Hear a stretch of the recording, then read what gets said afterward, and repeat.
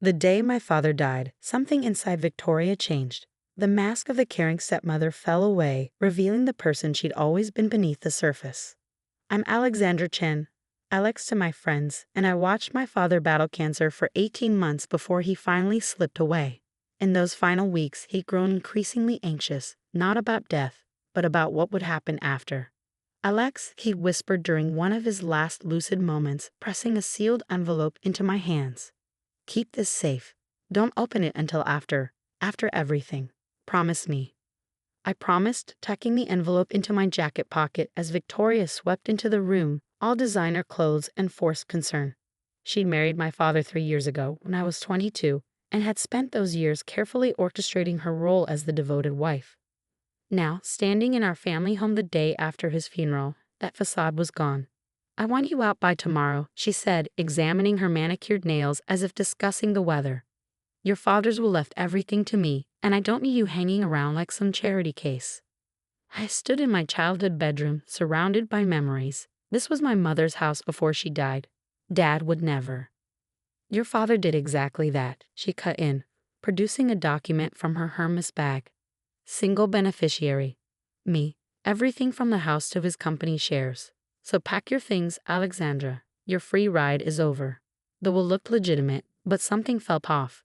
Dad had always been meticulous about his affairs, especially after losing my mother to a car accident when I was 12. He'd raised me alone for 10 years before meeting Victoria, teaching me everything about our family business, our investments, our legacy. You have until tomorrow morning, Victoria said, turning to leave. She paused at the door. Oh, and don't bother taking anything valuable. I'll be checking your bags. As soon as she left, I pulled out the envelope Dad had given me. My hands shook as I broke the seal, finding a letter and a small key inside. My dearest Alex, if you're reading this, then my fears about Victoria were justified. The will she has is not the real one. I discovered her true nature too late, but I made arrangements to protect you and our family's legacy. Go to Safety Deposit Box 247 at First National. Everything you need is there. I'm sorry I brought her into our lives. I was lonely after your mother, and Victoria was very convincing. But you were always my priority, sweetheart. Always. Love, Dad. I read the letter 3 times, my heart pounding. Then I carefully tucked it away and began packing, not the designer clothes Victoria assumed I'd take, but photos, my mother's old jewelry, and the family albums that traced our history before Victoria appeared. That night, I called my best friend Sophia. Of course you can stay with me, she said immediately. But Alex, you need to fight this. Your dad wouldn't leave you with nothing. I know, I said quietly. And I think he didn't, but I need to play this carefully. Victoria is dangerous when she feels threatened. I'd seen glimpses of it over the years, the calculated manipulation, the subtle threats to household staff who displeased her, the way she'd slowly isolated my father from his old friends. She'd even tried to convince him to send me to graduate school abroad, probably hoping to get me out of the picture entirely. The next morning, I let her search my bags, watching her face fall when she found nothing of obvious value. She didn't notice the small key hanging on a chain around my neck, or the letter tucked into my worn copy of Pride and Prejudice, the last birthday gift from my mother. Don't expect any handouts, she said as I walked toward the door. Your father's company will be under new management. Your internship there is obviously terminated. I turned to look at her one last time, this woman who thought she won everything. Goodbye, Victoria. Thank you for showing me exactly who you are.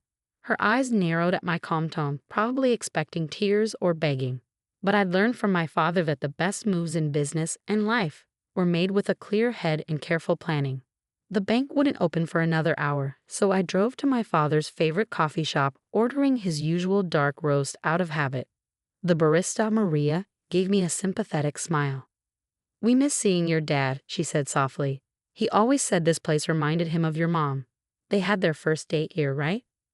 I nodded, memories flooding back. Dad had kept coming here all these years, even after Victoria complained it wasn't sophisticated enough for someone of his status. It was one of the few battles he'd won.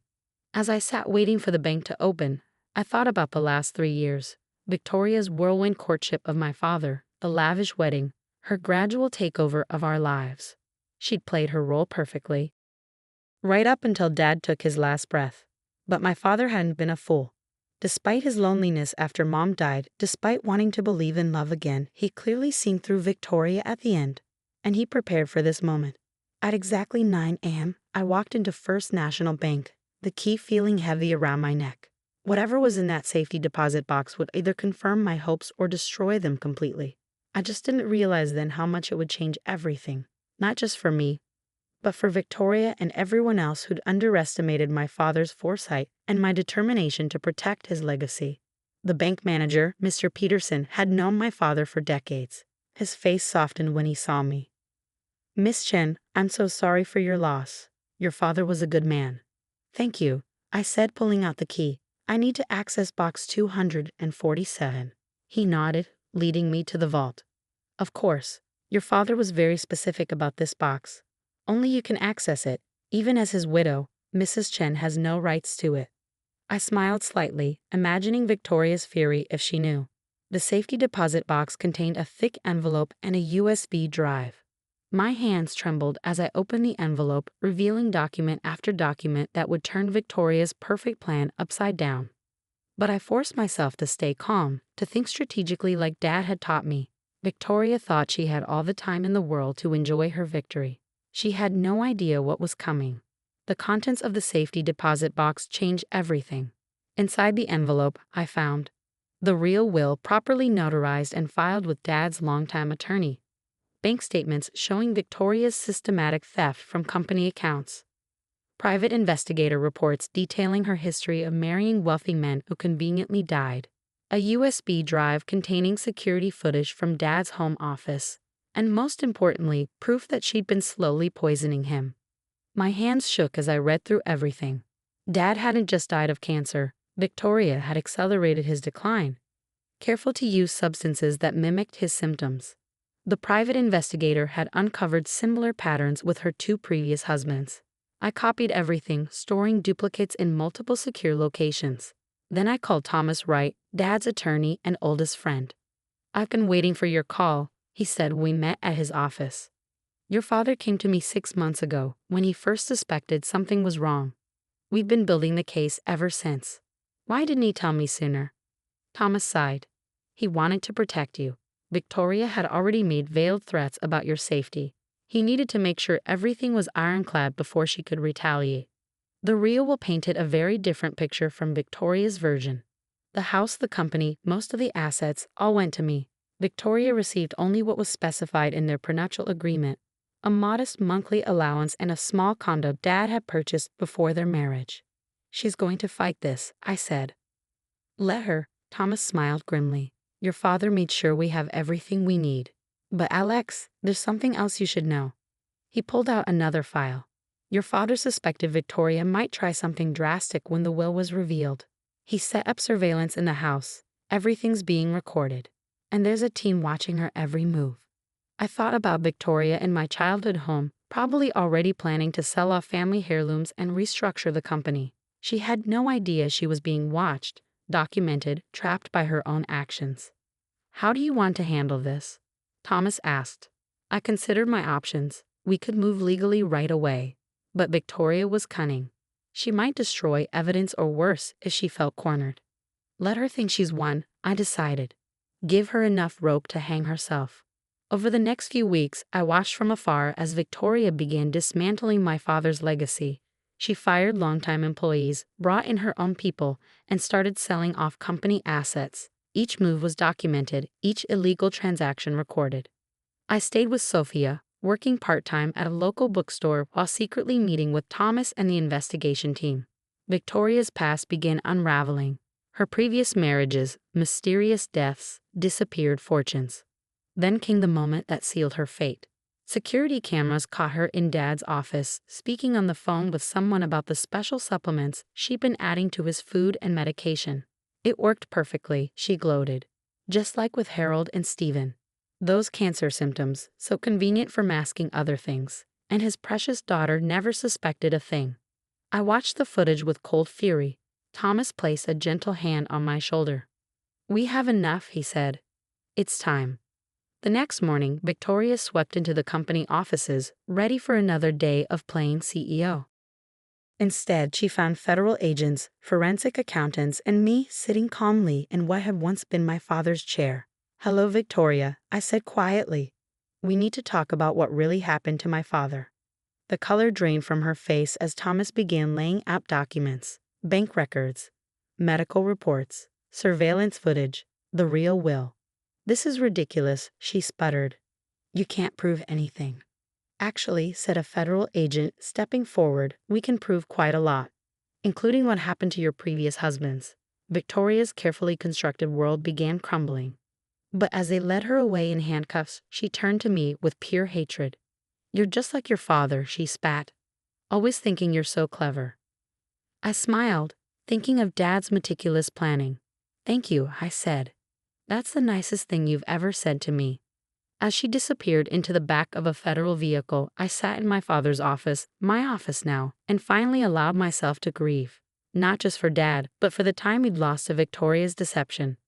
But he'd had the last word after all, and now it was my turn to protect and build upon his legacy. The real work was just beginning. 1 year later, I sat in my father's old office, reviewing quarterly reports. The company had not just recovered from Victoria's brief reign of terror, it was thriving. But more importantly, justice had been served. Victoria's trial had been swift and decisive. The evidence Dad gathered proved not just her crimes against him, but also led to murder convictions for her previous husbands. She was sentenced to life without parole, her carefully crafted world of wealth and manipulation reduced to a prison cell. "Ms. Chen," my assistant Sarah poked her head in. "The foundation paperwork is ready for your signature." The James Chen Foundation was my way of honoring Dad's memory. We focus on funding cancer research and supporting victims of financial fraud. Every grant approval reminded me of his final gift, not the money or the company, but the lesson that true legacy isn't about wealth, but about making a difference. I picked up the silver frame on my desk, a photo of Dad and me at my college graduation, both of us beaming. Next to it sat the letter he'd given me, now framed as a reminder of his foresight and love. "You would have loved this," I whispered to his photo. "The foundation, the company's growth, everything we're building." My phone buzzed. A text from Thomas. "Thought you'd want to know. Victoria's appeal was denied. It's really over." I felt a weight lift that I hadn't even realized I was carrying. Later that evening, I drove to my parents' cemetery, placing fresh flowers on both graves. "Hey, Dad," I said softly, "you can rest easy now. I protected our legacy just like you protected me." The company had doubled its charitable giving under my leadership, focusing particularly on programs that helped identify and prevent elder abuse and financial fraud. Every success felt like a victory not just for me, but for Dad and others like him who've fallen prey to people like Victoria. The house remained exactly as Mom had designed it, though I'd added my own touches. Victoria's expensive renovations were gone, replaced by the warm, familiar style that had made it a home for so many years. Sophia, who'd given me shelter during those difficult days, was now my head of corporate communications. "Your father would be so proud," she said one evening as we shared takeout in my office, "not just of the business success, but of how you've handled everything." She was right. Dad had taught me that true strength isn't about revenge, but about building something meaningful from adversity. The company wasn't just profitable, it was making a real difference in people's lives. The media occasionally tried to revive the Black Widow's CEO story, but I refused all interviews about Victoria. She didn't deserve any more attention. Instead, I focused on the future, on building something that honored both my parents' memory. In my father's final letter, he'd written, "Remember, Alex, success isn't measured by what you have, but by what you do with it." Those words became my guiding principle. 3 years after Victoria's arrest, I received a letter from her. I recognized her precise handwriting on the envelope, but I didn't open it. Some chapters are better left closed. Instead, I focused on the Foundation's latest initiative, a program to help children who lost parents to cancer. In the conference room, photographs of grant recipients lined the walls, each smiling face a reminder that good could come from even the darkest circumstances. "Your father always said you'd surpass him," Thomas remarked during a board meeting. He'd be amazed to see how right he was. But I knew the truth. Everything I'd achieved was built on the foundation Dad created, not just of wealth, but of love, integrity, and determination. Victoria had tried to destroy that legacy, but she'd only made it stronger. Every morning, I walked into the office that had once been my father's, now mine, and saw the framed motto on the wall. Words Dad had lived by: build something worthy of those who came before you, and inspiring to those who come after. That's exactly what I was doing, not just running a company or managing wealth, but creating a legacy of positive change. Victoria had taught me the worst of human nature, but Dad's final gift had shown me the best: the power of foresight, love, and justice. As I signed another grant approval for the foundation, I smiled, knowing that somewhere, Dad was smiling too. We'd beaten Victoria not just in court, but by building something she could never understand. A legacy of genuine value, of lives changed and hope restored. That was worth more than all the wealth she tried to steal, and it was only the beginning.